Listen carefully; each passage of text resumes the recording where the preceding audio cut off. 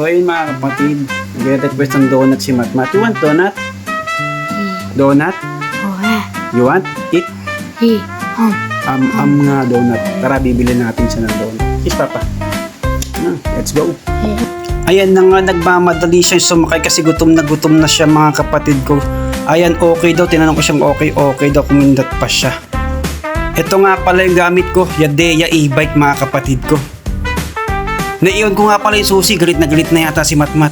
Mukhang mataimtim naman nag-aantay si Matmat. Tinanong ko siya dyan kung okay de. Sabi niya okay. Oo nga pala, itong Yadea ko, Keystart to mga kapatid. Medyo yayamanin siya. Pero hindi kami mayaman. Ayan na nga, on the way na ako sa pagbibilan namin ng donut.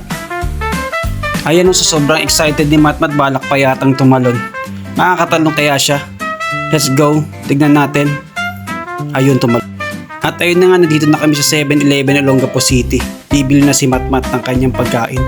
Wala nga lang guard to, kaya siya na nagbukas. At ayun nga, pagpasok niya, yun kagad dumaretso kagad siya sa paborito niyang donut. Ayun, tinuro niya yung kulay orange donut na. Bilan ko nga rin pala si mama niya ng ganito.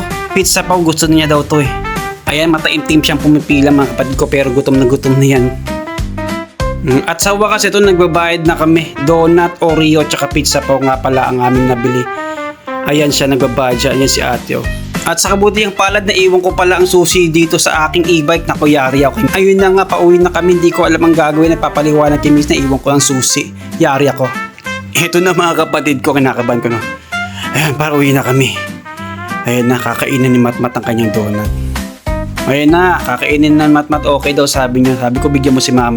Ayan, sabi ko bigyan niya ng pizza pa yung mama niya. Ayan niya, hindi alam nakabigyan, nakita niya yun, umalis. Aray ko.